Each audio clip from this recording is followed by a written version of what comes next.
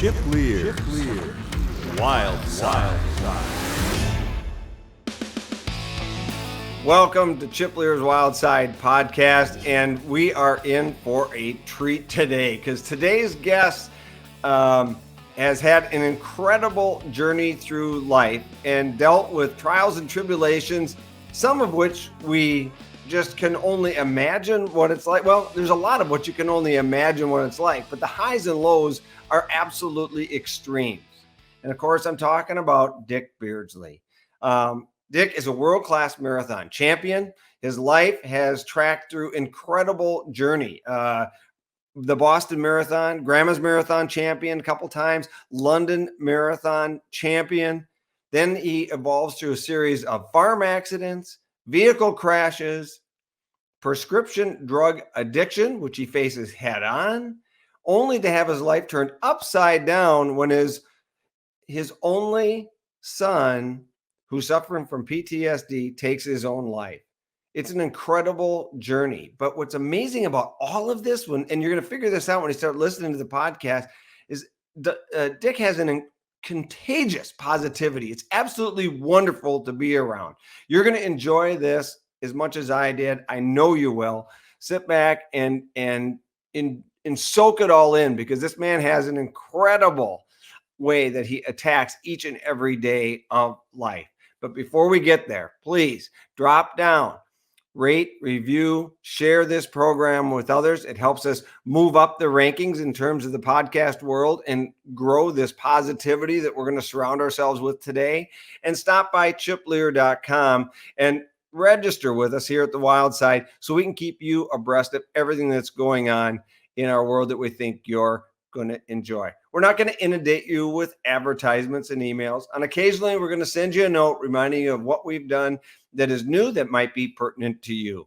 But until then, grab a hold, because you're going to really enjoy today's show with Dick Beardsley. Welcome aboard, Dick Beardsley. It's great to have you here. Hey, Chip. Pleasure to be here. I'm looking forward to this. So I'm a world-class elite distance runner, two-time Grandma's Marathon champion, Duluth, Minnesota, a London Marathon champion, fastest American-born marathoner. Does that still hold? Yeah, I guess it does. That's outstanding. And obviously we very, famous for the Boston Marathon finish with Alberto Salazar, the Duel in the Sun, epic battle of books and film. But we go from there, an elite runner, world-class athlete. We have a farm accident. We've had a couple vehicle accidents. We deal with some drug addiction. And then the other day, I'm listening on the radio, and I'm hearing Dick Beardsley give me a fishing report from Lake Bemidji's walleyes and the Missouri River system. No wonder you wrote a book. Well, it's been an interesting life, Chip. And I'll tell you, a lot of people associate with me as being this runner guy, and I love running, believe me. But I've been fishing a lot longer than I've been running. And my dad started taking me fishing when I was about 2 years old, and I started my own fishing guide business when I was 12. And I just, like yourself, I just absolutely love everything about the outdoors, whether it be hunting, fishing, hiking, running, snowshoeing, whatever it is. I just absolutely love the outdoors.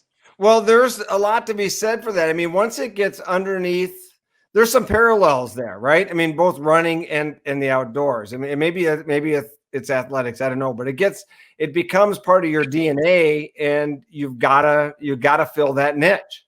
Yeah, you absolutely do. And let me tell you, my elite running days were 35 plus years ago, Chip. But I still run every day. I go to bed at night, and I can hardly wait to get up in the morning to go for my run. And I'm slower than molasses in January now, but I still love it. And I've been doing it for 48 years now, I guess. And it's just part of my my everyday existence. That's part of my morning morning ritual. We may argue on slower than molasses because you've never run with me, and I love running, but I am horribly slow. But that's not why I do it at all. So do you keep? Are you a fan today? I mean, are you watching running and the competitions today? Oh yeah, all the time. And so many things have changed. My goodness, Chip, when I look back to that Boston Marathon in 1982, it's hard to believe it'll be 39 years this next April. And but when I look back at that, a lot of people, they'll come up to me now and they'll say, "So Dick, how much prize money did you make back then on that race? And what kind of appearance money did you make?" Well, let me just first off tell you what the guys and gals are getting now.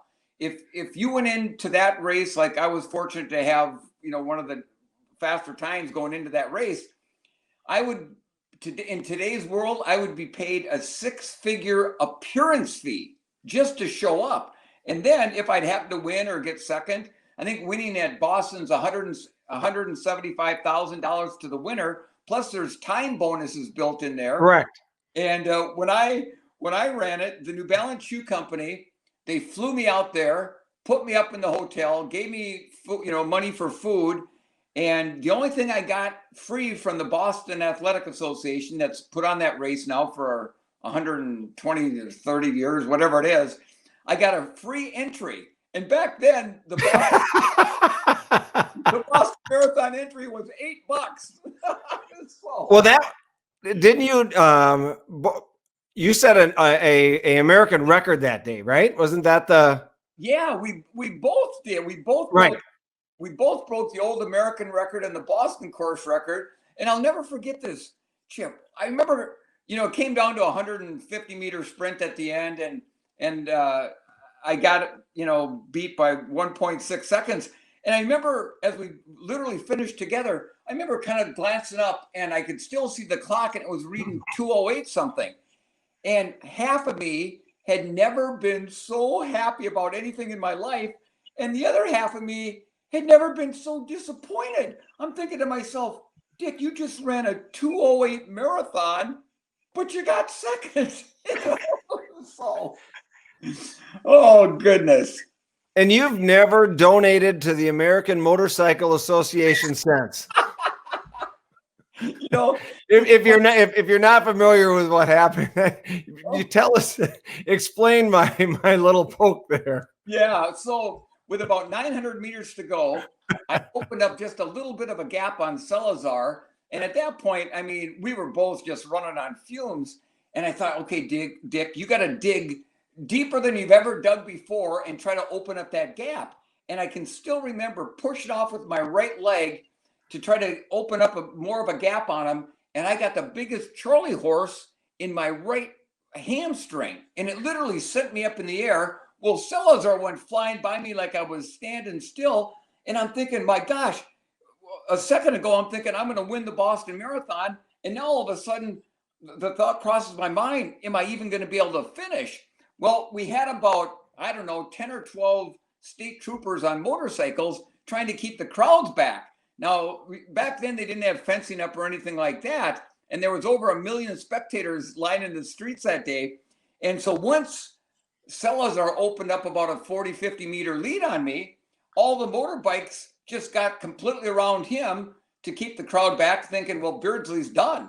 Well, I hit a pothole I didn't see, stumbled, almost fell down. But when I almost fell, it jerked my right knee, or my right leg, I should say, and it popped the knot out. So now I got my stride back. And I remember thinking, okay, Dick, if you get second place and give it your very, very best, you can hold your head high. But if you give up now, you're going to regret it for the rest of your life. And honest to goodness, Chip, never before or ever since, the good Lord gave me a gear I'd never, ever had. And I started pumping my arms and lifting my legs. And we come off a Commonwealth Avenue onto a street called Hereford Street. It's a long uphill grade. And I'm just devouring ground on Salazar. Well, we get right to the top and we have to make one last left-hand turn. And then it's about 150 meters to the finish line back then.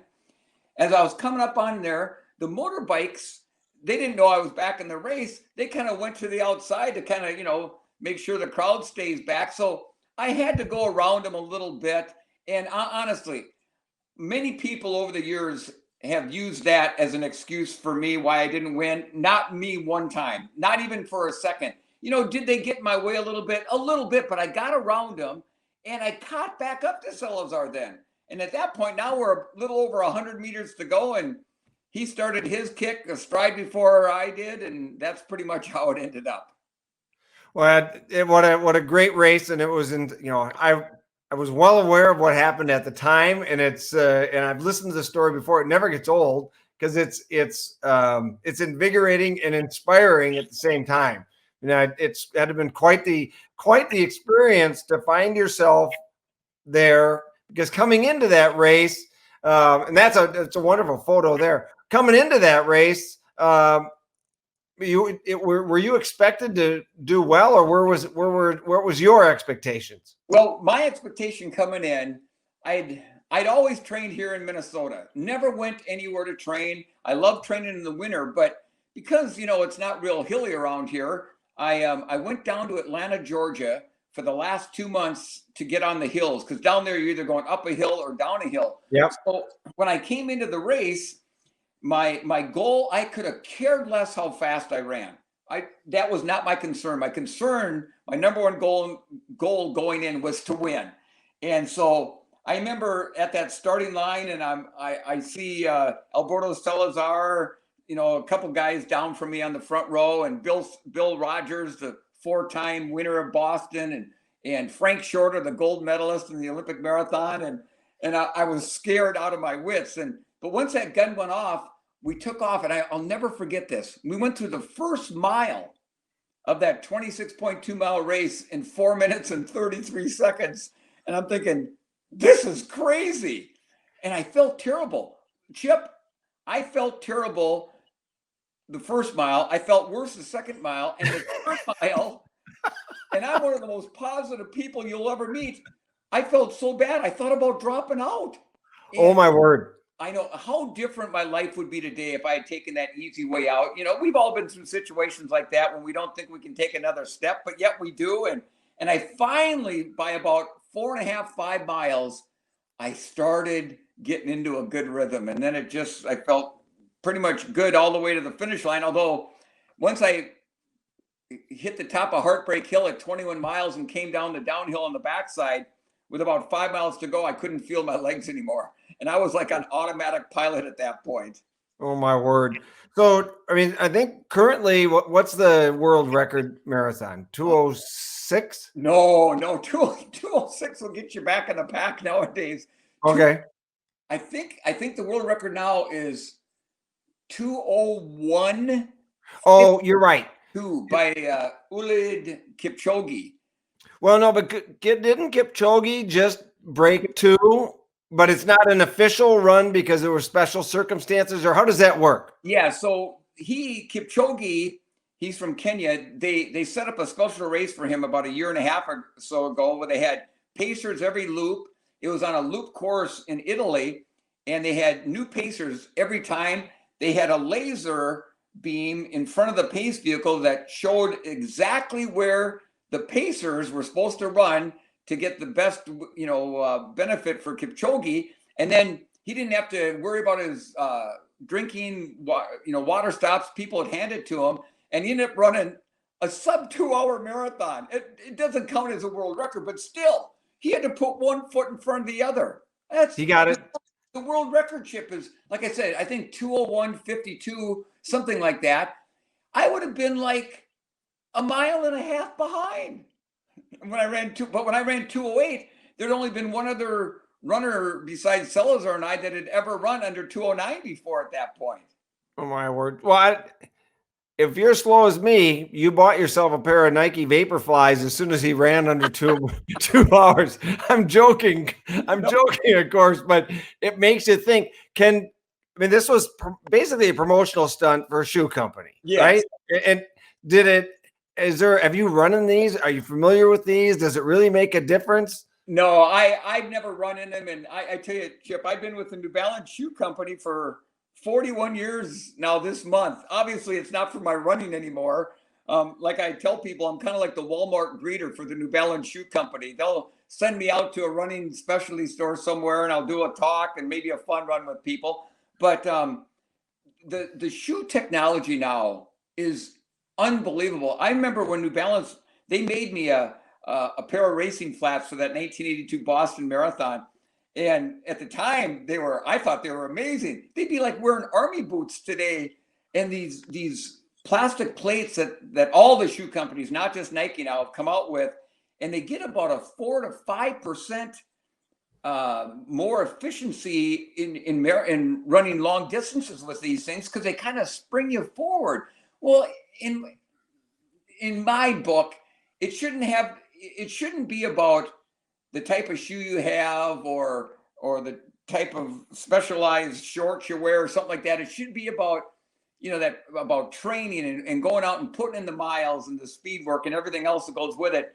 Not come down to the certain type of shoe that you have on makes a big difference. So in my experience, these little technical advantages, when you're talking about world-class sports, right? World-class athletics, those little minute little details really only matter to the top 1% of 1%. I mean, it's only the very best that actually can. They say 4%. It's not going to work 4% for Chip, right? it is now either. But that's my point. I mean, it's. I mean, we're talking about the tiniest little details. It's like speed suits in right. Skating or downhill ski racing. All those little tiny details about the molecules and how much they're open or closed makes a difference. You've got to be in the game for that to matter to begin. You do. And these shoes aren't cheap. They're like $250 to $300, and they don't last that long. But I tell you, Chip, you can't believe how many just, your run-of-the-mill people that go out and run every day, like to run races every once in a while. How many people buy these things? Well, I didn't get into running really a lot until older in life, and my wife just cannot get over how many shoes I can go through, but especially on the front end of finding what I want in a shoe, right? The more you run, and then it's just this whole evolution. Pretty soon you got a pile of shoes in your garage. You had no idea how you even got there. Endless search. Yeah, my man cave is just filled with shoes, and about twice a year, I'll gather them all up, and then sometimes there'll be a running store somewhere around the country that's looking for decent used shoes, and so then I'll send them to them, and they kind of redo them a little bit, clean them up, and then they'll give them to folks that maybe can't afford them or anything like that. Otherwise, I'd have to probably get another house just to throw all the shoes in. So you talked about the money has changed quite a bit, and the athletes still aren't, especially ones that are competing, and they're still not overly. There's a very, very small percentage of them that are funded at any kind of level that they can really make a decent living running. It's hard. You're exactly right. Most of in fact, it's harder now, Chip, to get a shoe contract with a running shoe company than it was back when I was doing it all. And so the top probably 1% make a really good living. But let's say you win the Boston Marathon or London or New York, you win $185,000. Maybe you come out of there with $250,000 with the bonuses. Now that's a lot of money to me, but that's nothing in other pro sports. I mean, you look at the guys that finish in the Masters. I think the guy that finished last got a couple $100,000 just for not even being close to being up in the lead group. So. It's come a long way, and it has a long way to go. But there's a bad stigma that's been developing with track and field and marathoning, with the performance enhancing and drugs. And now, anytime anybody runs fast or wins 2 or 3 marathons in a row, man, the first thing everybody thinks is, that he or she must be doped up, and it's a sad situation for the sport. And I was going to ask you about that, because, I mean, if you look back at a number of world championships and Olympics over recent history, I mean, people are moving up in the finish category because somebody is proving to get booted out of there. So somebody that finished in 4th ends up with a bronze. Somebody that had a bronze gets booted up to silver, all these things, and they miss the moment, right? Which is the really sad part of all this is that you do this for that moment of glory and that day that you did your best, and you don't get it. You get robbed of it. They mail it to you. Yeah. So that's really hard. Was there none of that in your era, or was it just not? I mean, I want to know. Yeah, no, that's a great question. I get that question all the time. There was, back then there wasn't the testing like there is. There was rumors that there was a certain club that was sponsored by a major shoe company. I won't mention any names, but that a lot of their athletes that ran for that organization, back in the late 70s, early to mid 80s, that they were, juiced up but there were, like I said, there was no testing, and it just was different. I didn't know of anybody. I mean, I hardly took an Tylenol or a ibuprofen, let alone wanting to do anything else. I think the biggest thing that was kind of going on back in the 70s and maybe even into the early 80s was blood doping. And I know a lot of the Finnish runners were accused of doing that. And like Lassi Viren, who won the Olympic 10 and 5,000 meters in 72 and 1976. And then you'd never hear from him again in the years between the Olympics. And there was always cause or people saying, he was blood doping but they never proved anything. And I'm totally against doing anything like that. But blood doping is where you take your own blood out for about 6 weeks. Your body replenishes the red blood cells, then you pump your red blood cells that you took out back into your system. And with more red blood cells, of course, your body can carry more oxygen, so you should be able to run faster. I'm totally against that, but it's a lot better than taking these artificial stimulants and things that they're doing now to try to get by. And and the problem is, Chip, there's a lot of testing now, but these scientists are always one step right in front of the testers. So they'll come up with a drug that isn't banned yet, but that'll cover up the drug that is banned. And it's just, it makes me sick to my stomach. It's hard to follow. I certainly understand it because the reward for the shoe company, I don't think so much for the athlete. I think the athlete's kind of the pawn here, but I think that there's a lot of reward for the shoe company to have that fastest shoe. And it's so you understand and can see where some of this motivation, because the root of most evil comes out of somebody's drive for cash or power, right? Or the combination thereof.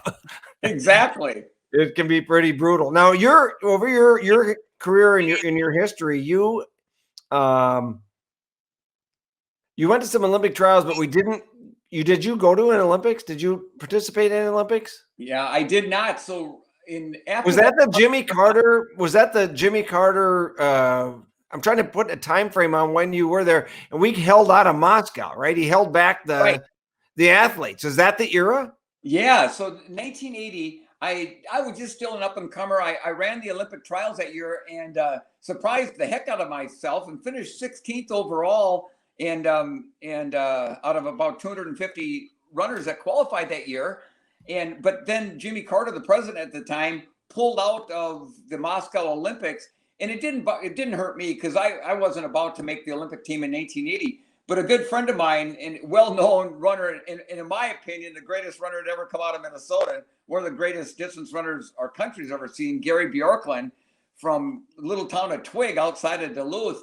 And Gary was so upset, he didn't even run the Olympic trials, but he ran the Grandma's Marathon in 1980 that year and ran 2:10 solo. I mean, he basically took off from the start. But so then after Boston in 82, when I finished that, I mean, it's like these giant doors opened for me, and I got invites around the world to compete. And I remember, I think it was Sports Illustrated had come out with an article after that 82 Boston, it said, some of the writers were saying, not only will Beardsley make the 84 Olympic team, many of them thought I was going to win a medal. Well, unfortunately, about 10 months before the Olympics, I blew out my left Achilles tendon. Yeah, I know. And Dr. Bill Clancy, he was the USA Olympic orthopedic surgeon, and he rebuilt my Achilles for me. And he says, you can't run for 6 months. And I thought, I don't have 6 months. Chip, I'll never forget this. I'm up over in Thunder Bay, Ontario, Canada, to speak at a running event up there. And it was 6 weeks after surgery. And I went out for a mile run. And it hurt to beat the band. But back then, I could take any pain, like from running or anything like that. I could just shove it in the back of my mind and not even think about it. And I got back up to eventually running 130, 140 mile weeks again. Oh my. In California that February to run a race out there, and I was coming around a sharp corner and I pushed off with my left foot and it snapped. And I mean, I went down like I was gosh dang shot. So they rebuilt it again, and then I didn't run for almost 2 years. So the 84 Olympics went out the window. I got back, never like before. I mean, I qualified for the Olympic trials in a race out in California. And I went to the Olympic trials in 1988. They were outside of New York City in Hoboken, New Jersey. Sure. I ran terrible. I ran terrible, but I remember with 3 miles to go, I went by an aid station and I could hear on the loudspeakers, they were talking to the top 3 guys that finished because they were going to be on the Olympic team. And I still had 3 miles to go. But I was going to finish that race that day if I had to crawl into my hands and knees, because either I was going to Seoul or I was retiring from that high level of training. And I look back now and I think 31, maybe just turned 32. That's kind of getting right into the prime of it at this point now for marathoners. But back then you were kind of getting to be an old guy on the roads. So what was your mindset? You come across that finish that day, and I mean, you obviously you knew it was over. Yeah, because like I said, going in, I was either going to make the team or that was going to be my last marathon as a competitive elite runner. And I remember coming across the finish line, and I've got a big smile on my face. And okay. I was disappointed, yet I was very pleased that I didn't bail and drop out. And I tell you, Chip, running took me so much further than I ever imagined that it was going to take me when I first started running as a junior in high school. That how could I be anything other than happy with the right I was fortunate to have. So had you planned for that? I mean, were you prepared for that? Did you know where you were going or what you were facing? Because I mean, I know that at least for myself, I had high aspirations for myself as an athlete, as a youth. And I literally doubled down on it in my own mentality. And when it became reality that there was no way that I was going to be able to fulfill these dreams, that was a really hard time for me personally. But I also know and have, you watch a lot of very accomplished elite athletes in all, from team sports to individual sports, and you get to that crossroads. It's hard, man, to get up the next day and you're hopeless, you're confused. There's no end all goal. 13 months from now, you don't have this goal, or 18 months from now, you don't have this trials, tribulations, or race to get ready for. It's just life, and it doesn't really end. It just gets up and there's another day. Yeah, and for me, Chip, it was pretty much not like that. It was like, okay, I was done. That was it. And now I had other goals in place now. I'm still going to run, just okay, at a high level. And my goal now, because my fishing guide business and my dairy farming career kind of took a back seat for a little bit there because of my running, because I was training full time and just all of that goes with that. So now my goal now was to move back to the farm, be one of the top dairy farmers in Minnesota, be one of the best fishing guides I could be, raise a bunch of kids, and life was going to be grand. And hey, I don't care how good your milk is. There's no police officers on Harley Davidsons driving you to the finish. Okay, you got to have some really good cream. I did put on a few pounds there, I think, afterwards. But no, I mean, was where I'm going with that? I mean, is that I mean, you say that like you have got this competitive spirit inside you that I'm going to go back there and I'm going to be the best damn dairy farmer that's ever been. Yeah, I just, and it's not like I need to compete against anybody else. It's just more within myself. I love to try to push to the best of my ability, and sometimes it doesn't always work out, and sometimes it does work out, and I get a lot of self-satisfaction in that, whether I accomplish the goal or not. Just going out there and giving it a shot, because I don't want to be, I'm be 65 here in a few months, and I didn't want to get to my age I'm at now and look back and say, gosh, why didn't I at least try when I was at the age when I had that opportunity where I could do that kind of thing, where now I wouldn't be able to do those kind of things. And so I don't have any of that where I look back and say, gosh darn it, I wish I would have tried, but I didn't, because I gave it a shot. And sometimes it worked out, sometimes it didn't. Well, but it's a hard transition to go from one thing to the next. So where did the whole dairy farming, I mean, where's the roots there, and how did that transition work? Because you obviously knew where you were going to go. Yeah, so I didn't grow up on a dairy farm. My grandpa had one, and he was a milk hauler and with my dad, but my dad never farmed. But just there was something, and I grew up just outside of Wayzata, and that was back when I was growing up there. It was all woods and farms, and I remember when I was 13, I think it was, I shot a 8-point buck a mile from downtown Wayzata, and I used to run a trap line through all the woods and swamps around there. And but anyhow, we had neighbors up the road that had a dairy farm, and so I worked for them, and I just really enjoyed it. I really liked doing that.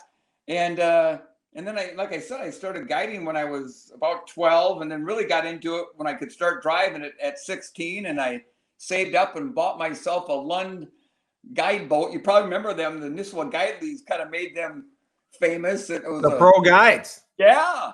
Oh, those were great boats. Absolutely phenomenal boats. And had a 20-horse Johnson on the back, and I could drive to other lakes, and so no, anything I've always tried to, if I'm going to do something, I want to do it to the utmost and give it my best shot. And everything just kind of, I'm one of these people, Chip, that look at things that when things happen to you, whether it be good or bad, I look at it as these things are just meant to be. And some things aren't very pleasant, and other things go beyond your wildest dreams. So it just kind of depends.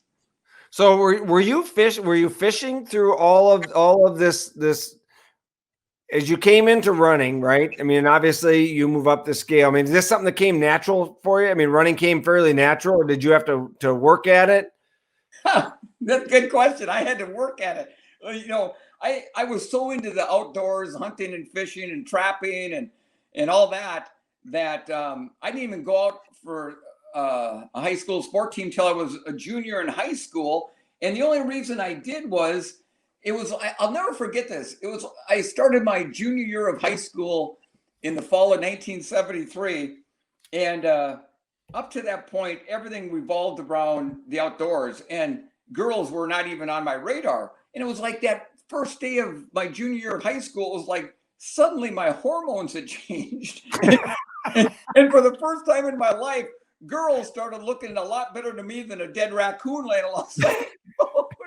I was the most shy, bashful kid. The thought of saying hi to a girl, let alone actually speaking to one, or heaven forbid, actually asking out on a date. But I noticed a lot of my buddies that were good in various sports, they wear their high school letter jackets around. Yeah. And they had girls hanging all over them. So I'm thinking, well, that's it. All I got to do is earn myself a letter jacket, and the chicks will come to me. So that's why I started going fishing. Well, there you go. That's I could have kept that route, because like a lot of kids, I'm going out for the football team. I'm 6 foot tall, weigh 135 pounds, soaking wet. And I remember that first day of practice, I got gang tackled. And I remember fighting up out of that pile of guys, and my helmet's on crooked, my shoulder pads are sticking out, my football pants are down to my ankles. And at that point, I'm thinking, there's not a girl alive that is worth going through this. And I quit. I got to tell you the same. I had exactly the same experience in high school football. I show up because that's the thing to do. Right. They literally have me run out, cut to the left. They say, you should catch the ball. You're taller. You'll be a good. So I go out, they throw me the ball. This guy hits me, land on my back. And I remember thinking, this is not my sport. This is not for me. Oh, so you're not, we're built a lot alike, I think. Yeah. I just got hammered. It's those funny moments. You don't really know it at the time, but you look back and you're like, oh, that's exactly what was going through my brain. This is not it. I know. And so, it's like how things are meant to be. So I got crushed in football. A buddy of mine said, you ought to go out for the cross country team. I didn't even know what it was. Right. I showed up for my very first day of practice. And I remember our coach going, okay, boys, line up out in front of the school. We're going to do the around the block run. Well, Chip, I'd never run before, but I'm thinking I'm stubborn enough and I'm determined enough. I can stay with my, teammates to go around the block. Well, what they called their around the block run was actually 3.2 miles long. Okay. And I had to walk the last mile. By the time I got back to my high school, my coach and my teammates had already showered and got home. But Chip, it was like something magic happened when I walked into the parking lot, and I'm thinking, gosh, Dick, I don't know how far you just ran and walked, but you made it. And I worked real hard at it. I was terrible. I didn't make the varsity squad. And then when cross country ended that fall, I didn't run another step. Well, then the next spring, my coach says, so Beards, you're coming out for the track team, aren't you? I go, the track team. You mean that dirt road that goes around the football field? He goes, yeah. I go, that's fishing season. So I didn't go out for track. I did my senior year, but I made this goal for myself, Chip. When my junior year of high school was over with, my goal was to run every single day that summer during summer break. And I did. I ran every single day, not real far, not very fast, but I ran every single day. And I came back for my senior year of high school, and it was exactly 1 year to the day we did that same around the block run. But this time, instead of all my teammates finishing in front of me, they all finished behind me. Now, that's not saying a whole lot because we didn't have a great team, but it showed me that, man, if you're willing to put in the work, don't let anybody, especially yourself, keep you from going after those dreams that you set for yourself. And that was the mentality then too. I mean, as you're saying that, I'm thinking how much training has changed, right? So the mentality was put on miles, period. Yes, that's what it was. And that's what I did. I just ran and ran and ran. And I felt like Forrest Gump almost. So do you think where does the determination and your mentality that way come from? Because I mean, I'm listening to these stories and it's obvious that if you see something you want, you're going to go get it. And is it something inside your head? Because I mean, do the steps come natural? Okay, if I want to get to there, I got to do this, this, and this to get there. I mean, where did I want to run every day come from? Or I mean, is this something that was this? Do you credit parents, relatives, friends, a coach? How do you learn that? That's a great question, Chip. I've always been driven, and I had my mom and dad were awesome. And my dad traveled a lot, but I was the only boy in the family. So my dad and I were close, especially with hunting and fishing and whatnot. And he always just told me, and my mom too, you just go out and you do it to the best of your ability and give it your very, very best. And at the end of the day, if you did that, then you can be happy with the results. And then in high school, my godfather, Joe Ross, he was a big inspiration for me. And he, even after his son George, who was a really good runner, he was a year in front of me, graduated. Joe came to all my meets, and I still remember him timing me out in their cow pasture. He made a little quarter mile up and down track, had to jump over cow pies, but he was always there for me, as was my godmother Carol. So they went a long way in propelling me in the sport. So like today, when you look at kids and the way we train for athletics, I mean, it sounds like you got a lot of the same. When I grew up, my parents were very supportive, always encouraging, no matter what I tried to do. they weren't over, they didn't push me too hard, but if I found anything that I liked, they made sure that the path was clear for me to follow it as far as I wanted to go. Right. I mean, it was not that we were well off in that way financially, but they tried to figure out ways for me to get there. And that sounds like you had a very positive encouragement that way as a kid. Because I think it's versus now where everybody becomes so specialized on pick your sport. This is it. Right. And this is all you're going to do. Oh, yes. And that's, again, nothing against today's parents, but boy, there's a lot. Why not? There's a lot of that little league syndrome going on there. And you're going to play this sport and you're going to play that sport and you're going to this hockey camp and you're going to that football camp and you're going to do it, year round. And it takes the fun away for these kids. And that's what, especially as a younger person, man, it's all about having fun. And even as I became an adult, it was always fun for me. I mean, I never dreaded getting out, going for a run. I didn't care if it was 30, 40 below. It was fun to do that. And even today, it's fun to me. I enjoy when it's 40 below zero and I'm out running around Bemidji and people, they know it's me because I'm the only crazy one out there when it's that cold. They just shake their heads and I've got a big smile underneath my face mask, So. Well, there's no doubt about that. I've seen it on social media, and you have made the circle inside of our own little running group on a frigid January morning. We're like, hey, look at this. Beardsley's out hammering it around Lake Bemidji, and we're inside building a fire somewhere. Well, I wouldn't say I'm out running. I wouldn't say I'm hammering it, but I'm definitely out there. Hey, if you're out trudging, part of this is just motion, right? Especially as I've gotten older. I mean, I know that I'm not fast. I love to be outdoors. I love to run. I love to fish, obviously, but from a physical standpoint, continuing that, and I want to push myself as far as I can go. I'm never going to win anything, probably even not even going to win my age group. Maybe if I'm lucky and nobody else shows up. The older you get, the less people you have in your age group, so you stand a little better chance at that. But it's just about getting out and staying in motion. Absolutely, and that's what it's about. I want to be able to keep on running until the good Lord takes me home. I want to keep on fishing until the good Lord takes me home. And even though I'm slower and maybe not as quick as I used to be, and like in the wintertime, I love to snowshoe. I mean, to give you a good example of that, I remember last year, how the terrible winter we had, couldn't get out on the area lakes and whatnot. And people were calling to rent a house or do a guide trip. And I go, well, here's the deal. I said, I'm on a really good walleye bite out on Lake Bemidji. And they get all excited, and I go, but we got a snowshoe about 1.5 miles out there pulling our portables. And there'd be this dead silence on the other end. Nobody ever took me up on it. I don't know why. I had a ball getting out there. I mean, it'd be 20 below. And by the time I got out to a spot, I mean, I'm sweating. But you know what? You catch a few walleyes or some jumbo perch.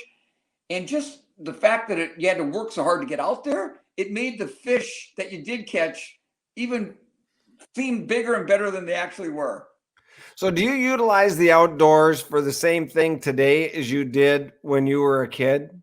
Or has your purpose for being out there changed? Yeah, I love being out there, Chip, because and it's not about catching limits of fish or shooting a 12-point buck or whatever it might be. It's being out in the great outdoors and appreciating everything that we have. And I look at that and I cherish every time I'm outside. I thank the good Lord for this beautiful woods and lakes that we've been given and hopefully not mess up. And there's something magical about it. Now, I run really early in the morning, excuse me. I get up around 3:30 every morning. I always have. I'm out running by a little after 4. And so it's just me.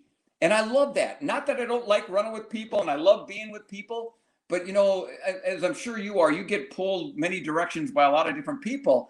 And for me to have that hour in the morning when there's virtually no cars out, there's nobody else out there, and and there's been mornings I've sat and looked up and saw these incredible northern lights. And I'm sitting there almost crying because I'm thinking, just look what 99.9% of the people are missing out on. And I'm out here getting to enjoy this incredible natural 4th of July.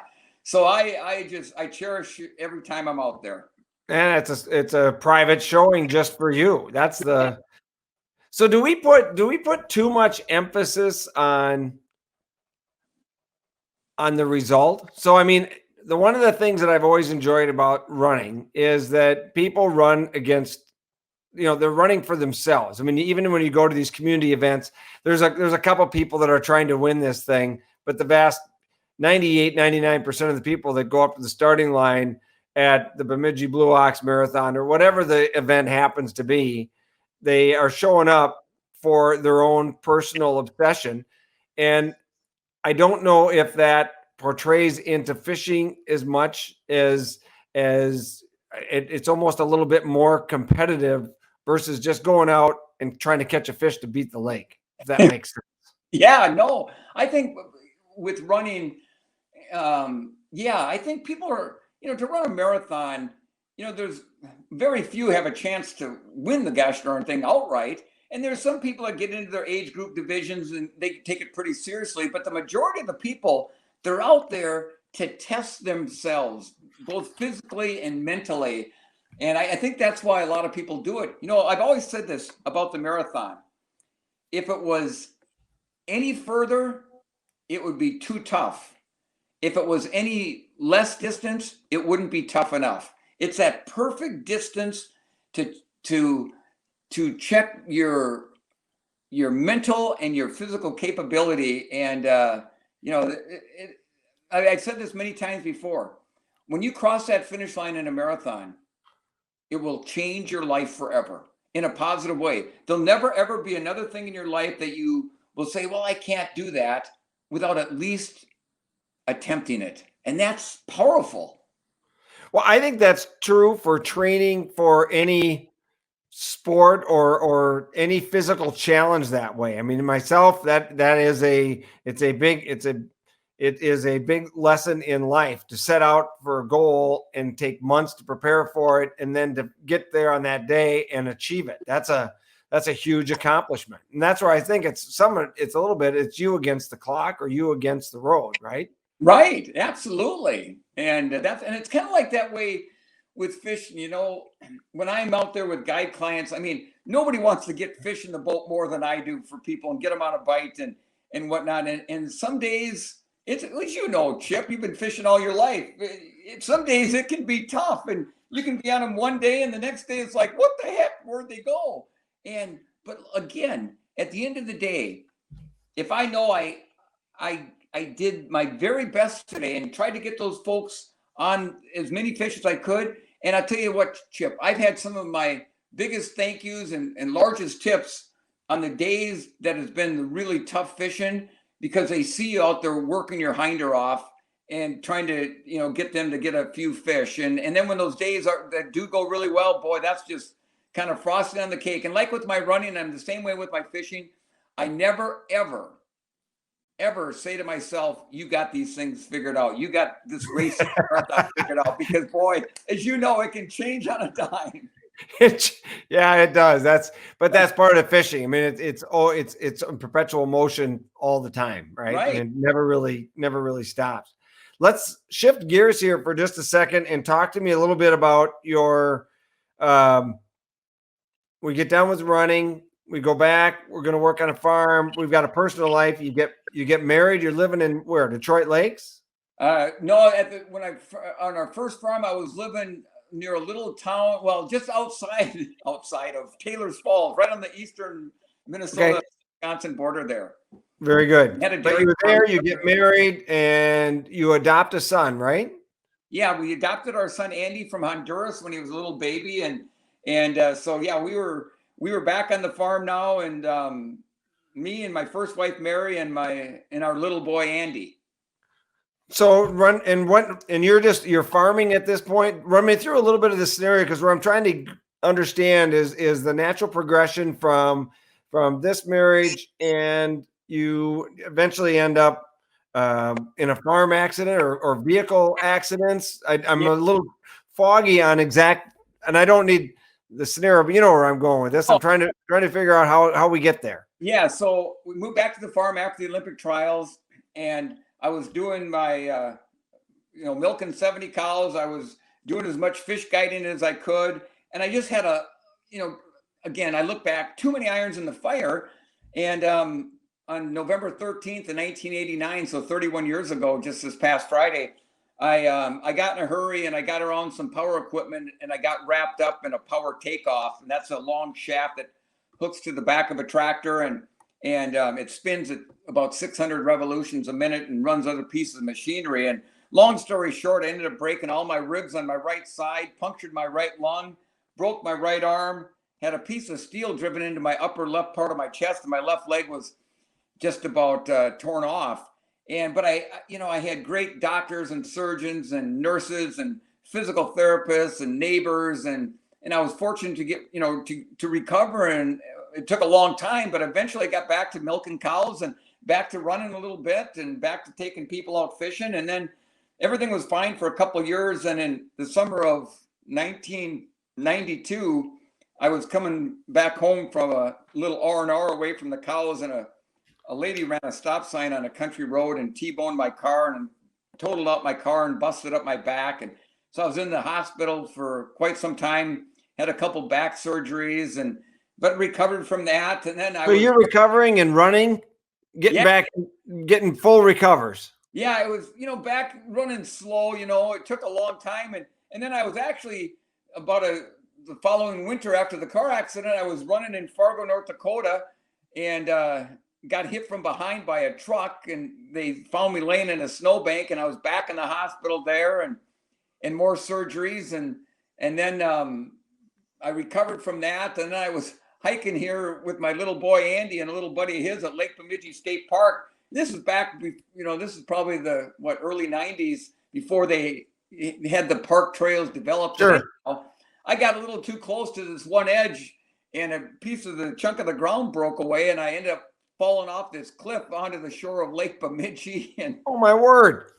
Yeah, I was a mess, but I got all healed. That's a lot of lives, Dick.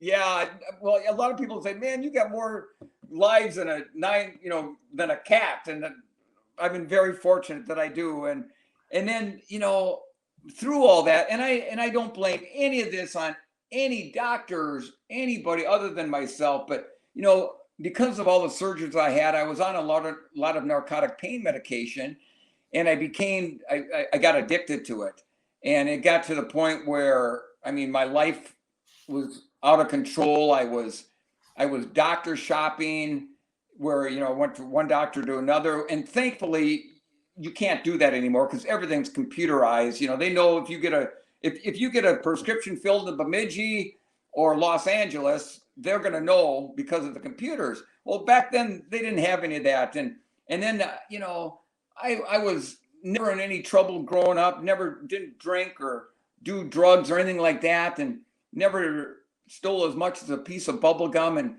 I started to forge the prescriptions, and I knew I could go to prison. I knew I could lose everything that mattered to me in my life, but all that mattered at that point was to get the drugs, to take the drugs, and to not get caught. And I know I was within a couple days, probably, Chip, of going to bed one night, taking a handful of pills and probably never waking up again. But thankfully, on September 30th of 1996, I got caught.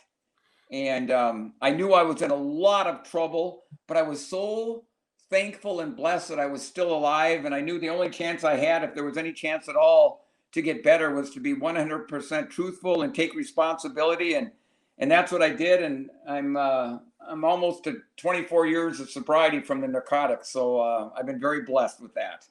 Well, only addicts understand what it means when you say, "I was so happy I got caught." That's the truth. Because you were there, right? And right. And I'm in recovery, been in recovery for a lot of years, so I understand what you're talking about here from that sense. And I mean, it's a very bleak window, and not wanting, not, waking, not the alternative of not waking up being not a bad alternative some days is Oh hard yeah, for anybody to understand. I know. And then, I honestly thought, Chip, let me just regress for just a moment. So I was 24, 25 when I Yep. ran the Boston Marathon.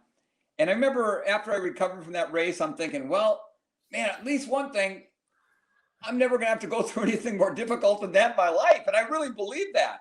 Well, then, I had all those accidents and surgeries and stuff. And finally, once those accidents came to an end, I got all recovered from the surgeries.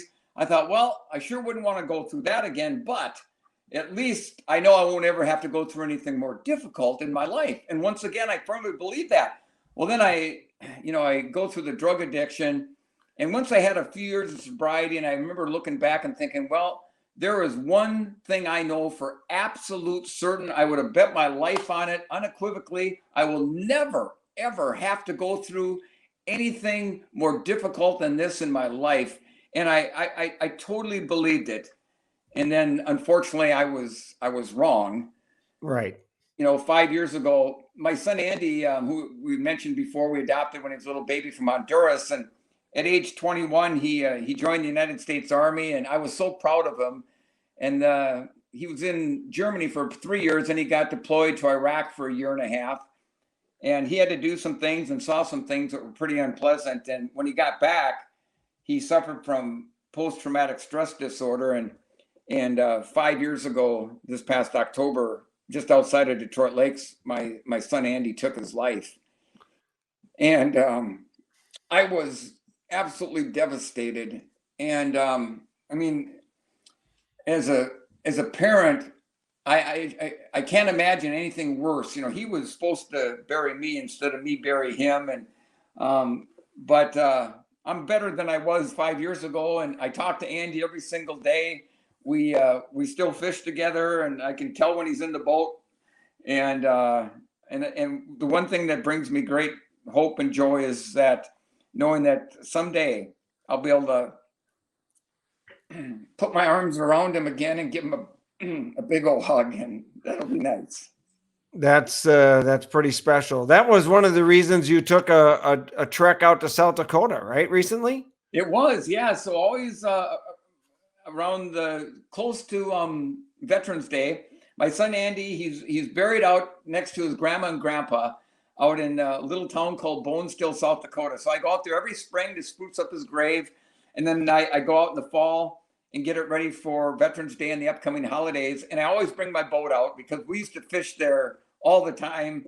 And then when his grandma, who passed away a year ago, she was 99, I'd always bring her some walleyes and whatnot. And yeah, so I was out there last week, and I tell you, Chip, the 4 days I was out there, the fishing was unbelievable. And the last day, I had a couple of guide trips with some local people out there, but the last day I was out there, just me and Andy was there in the boat with me.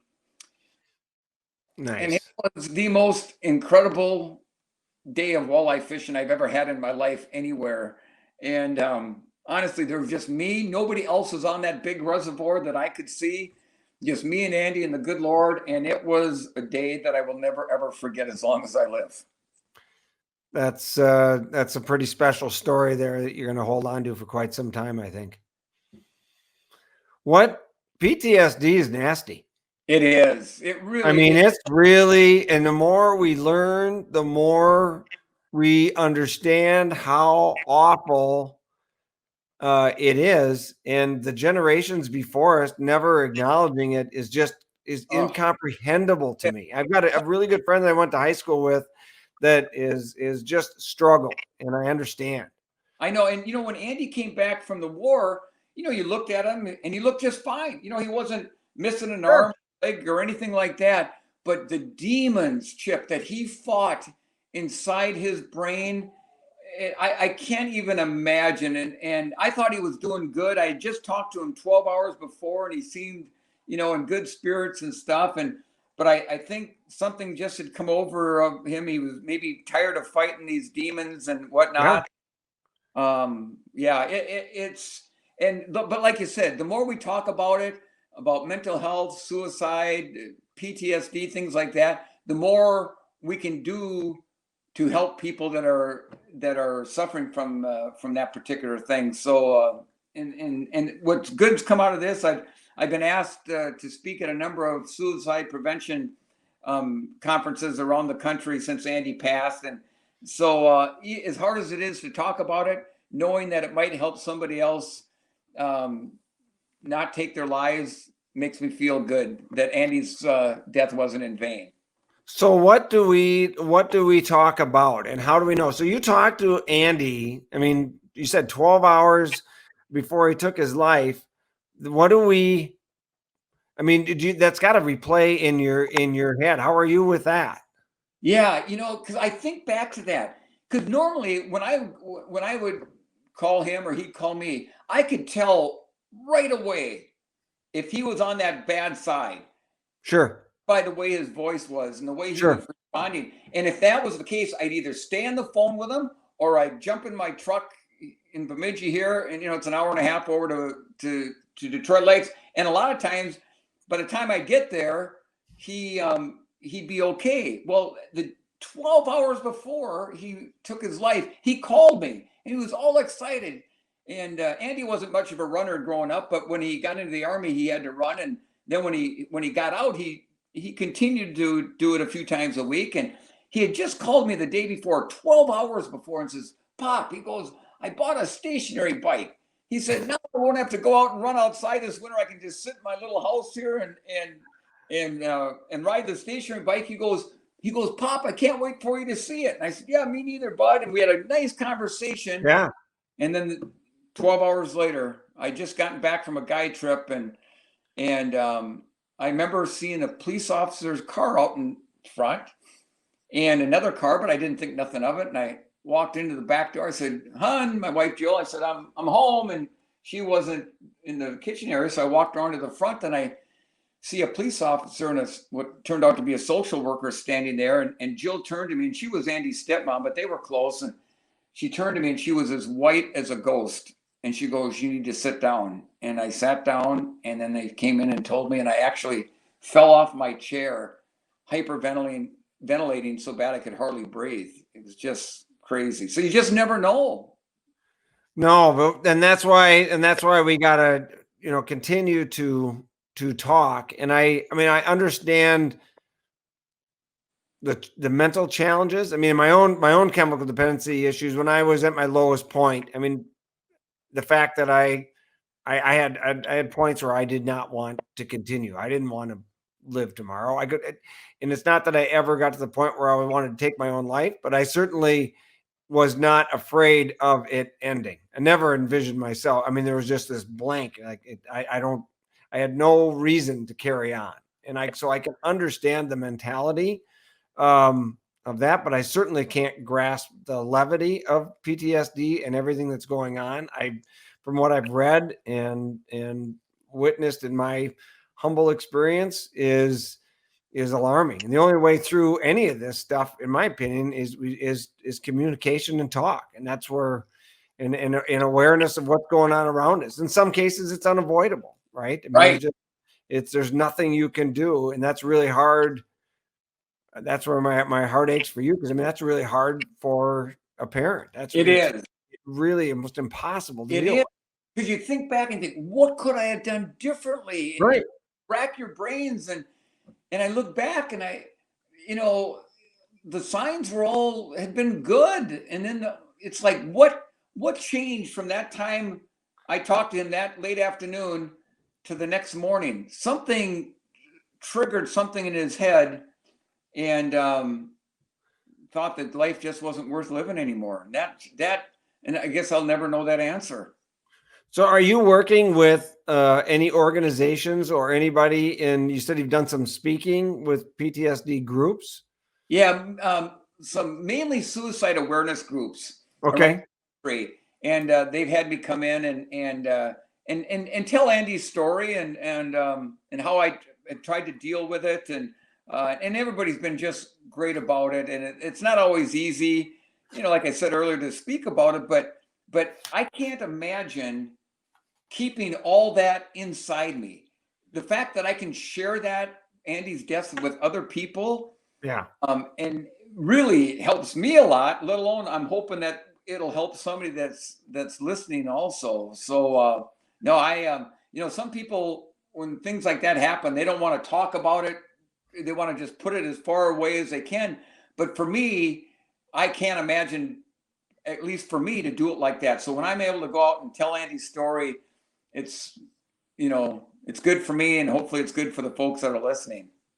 So at one point you had started a foundation about chemical dependency and trying to, and along that line. And for me, the chemical dependency, suicide, all that issues, they kind of intertwine, overlap. There's lots of connection there. Yeah. Is that still in existence? Is there something going on with that? Here's what happened, Chip. So I was so excited to start this, and my goal was to raise lots of money. And so people that needed treatment, whether it be from drugs, alcohol, mental problems, whatever it might be, issues that if they didn't have insurance or couldn't afford it, that we could pay for that for them. And raising money, I don't know what we did wrong, but it was, it's hard. Oh, it was like pulling teeth. And everybody said, "Oh, you're great job. But if all those people had said that would have donated even $1 a year, we would have had thousands of dollars." And then the Boston Athletic Association, I begged them, and they gave me 5 for a few years. They gave me 5 race entries for charity runners, and each runner had to raise at least $5,000 a year. So yeah, so that was the only way that we stoked our coffers, and that enabled me to travel out to schools around the country. Schools don't have big budgets, so if a school couldn't afford my travel expenses, the foundation would pick it up and whatnot. And well, then pretty soon, after about 3 years, the BAA said, "Well, we'll give you 2." And they go, "Well, we want to keep it." And they go, "The reason we're only going to give you 2 is because we want to keep more local." And they go, "You're in Minnesota there." And I go, "You know what, you guys?" I said, "I come out for Boston every spring. New Balance brings me out there." And I said, "When I'm out there, every time I'm out there, I go to a local school or a drug treatment program, place, and tell my story. So I'm doing it for you guys." And eventually they just quit giving them to me. And then we had no, as many things as we tried, we just couldn't raise hardly a dime. And so I thought, you know what? I'm still going out to schools. I'm still speaking at other, conferences about this type of thing. That we disbanded the foundation, so we don't have to be begging for money anymore. And I'm basically still doing the same stuff I was before we had the foundation. Well, communication is key. So with somebody that is facing these dilemmas, I mean, do you have any? What's your messaging? When you come talk to these schools, what are you telling them? Yeah, well, the thing I tell them is that, if especially if it's high school kids or adults, it doesn't matter.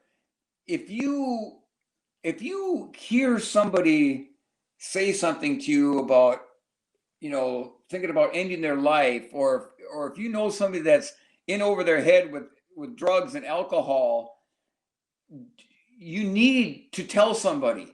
And yes, that person might be extremely mad at you, and he or she might not talk to you for a long time. But down the road, by you saying something to somebody else, and that person probably fighting tooth and nail, but got help, and they can look back and they will thank you at one point. It's the time when you don't say nothing, and then something happens to that person, you'd feel terrible. So I think the key is that if you know of somebody that's even talking about it a little bit, talk to them first. And if they're just saying, "Well, I'm just blowing smoke," well, keep an eye on them. And if they say it again, then that's when you got to say something to somebody. And if they say it, "Yeah, I'm just not liking life anymore," then you need to tell somebody, not later, but right now. You've got to communicate, and you got to talk to people. I think that is. Social media definitely has its challenges, right? I mean, the way we, information spreads, whether it's right, wrong, or different. I think that but the positives that have come for social media still far outweigh some of these negative things that have come to light. And I think one of the positives that we've seen in social media is its ability to destigmatize topics like this. And I think that it's supported by people like you going into a auditorium, meeting with kids, or getting just in front of any group of people and communicating.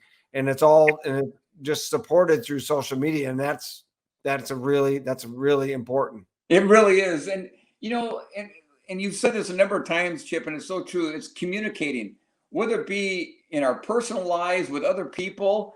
That's such a key thing. And the better we can communicate, the better our relationships and our life's going to be, hands down.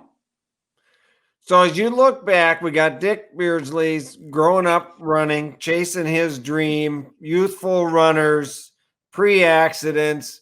When you aspiring young runners, athletes, or outdoorsmen, it doesn't, maybe whatever your fancy is, what's your mantra? I mean, you wrote a book, Stay the Course. And is that tell me about Stay the Course. Is that the message? Yeah, it pretty much is the message. It's, stay the course, and through our lives, Chip, and, I've been off I've taken a wrong turn too many times. I'm sure you pretty much, we all have. And sometimes, we got to back up and take a few steps backwards and whatnot. But, as many times as you fall down is, it's always about getting up one more time, however that goes. You want to get up one more time than how many times you fall down. And I've fallen down a lot, and you just got to stay the course. And it's not easy. And there's days you want to give up. But in the long run, boy, you look back and you'll be so happy that, you stayed the course, and things usually work out the way they're meant to work out. And at the end of the day, hopefully you can sleep tight at night. Well, that's why, we touched on this a little while ago, but when you set a goal to accomplish something, whether it would be a marathon or even a 5K, or the fact that you want to go catch your first muskie, right? You set that goal. There is a series of steps that you got to take to get there, right? Right. Running is easy. I've got a training schedule. Monday I do this, Tuesday I do this, Wednesday I do this. Other parts of life may not have as rigid of a schedule, but it one of the things I read early on in my life was the fact that whatever your goal is that if you bite a little chunk of it off every single day, spend time on it every single day, even if it's just visualizing what you want to accomplish, right? Because the visualization is half as important as actually making it happen. And if you keep that forward, you will eventually get to your goal. It may come quickly. Yes. It may take a while. Chip, you are so true. And the problem in today's society, I noticed, we want to be to point A yesterday. People do not have the patience. They want the whole kit and caboodle right now. They don't want to wait till tomorrow. They want it now. And a lot of things in our lives don't happen right now. You got to work towards them and let it, like you said, and I love how you said that, just if you can take a little bite every single day, that's one bite closer, one step closer to that goal, you're going to get there. You might not get there as quick as you'd hope, but you're going to get there. And boy, that to me, that's pretty self-motivating right there. Did you do a lot of, or maybe you do today, I mean, visualization that way, where you would, like when you were running and marathon running, like I'm going to visualize myself being able to run a, 4:35 second mile for 25 miles, right? 26.2. Yeah, I did a lot of that visualizing and, before the race, how if I could run the perfect race, how it would go. And I don't think I ever ran a race where it went exactly like I had kind of visualized it. And so that's where you have to, when you get to a point in your life or running a marathon and you have this visualization, how you are hoping it'll go, and then all of a sudden it doesn't go like that, that's not the time to all of a sudden start to panic. That's when you got to stay the course, just keep moving forward. And we've talked about this on some recent podcasts, talking with some elite level tournament fishermen. And what's really interesting is how many of them are utilizing mentality to overcome places they've never been before, and spending time thinking about the scenarios they may find themselves in during the tournament and how would they respond. Much like if you're running a marathon and you know what, you're on your game, but here you are, it's mile 21, you got 5.2 to go and you're a long ways off first, or wherever your objective is. Right. You know, how do you handle that situation? Yeah, and and I did the same thing in running as I do today and have for a long time with my fishing, is going into a race or going into a guide trip.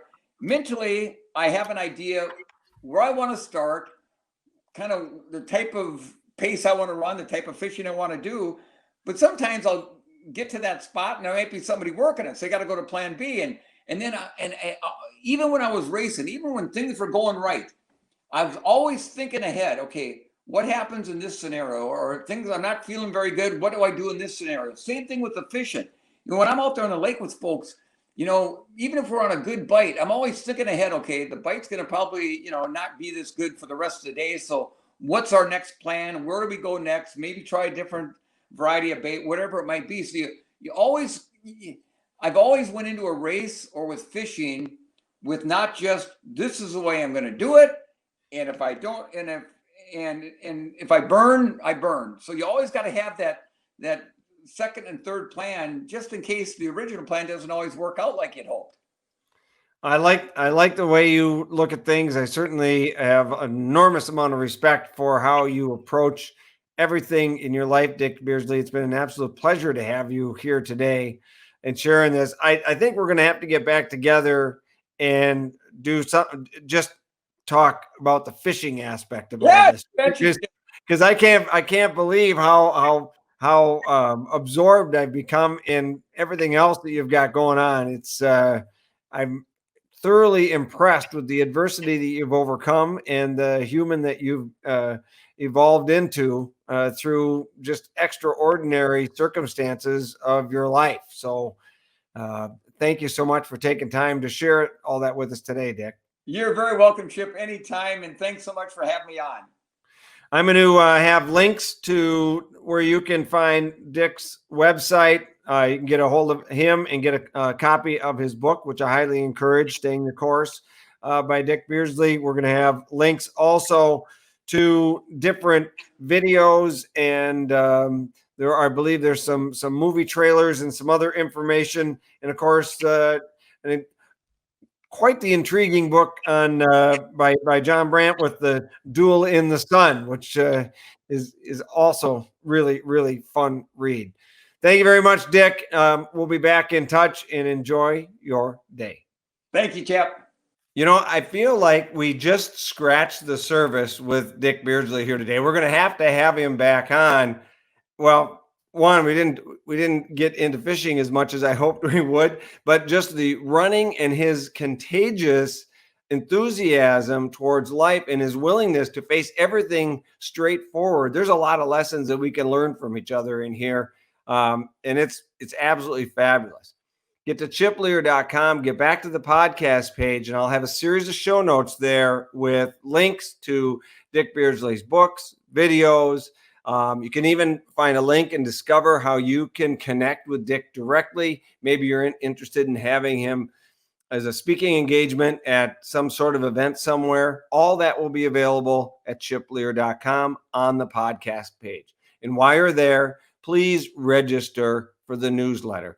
Encourage you to sign aboard so we can keep in touch and bring you everything that's going on inside our world. We're not going to inundate you and overwhelm you with advertisements and newsletters every other day, but occasionally we'll send you a note. We'll make you aware of what we're doing. We think is cool. We think maybe that you might like it as well. So let us know where you're at. And in the meantime, drop down right here, right now, review, rank this show, share it. It's how we grow the positivity in the world, like we're experiencing today with Dick Beardsley. Thanks, Dick. And remember to be your best.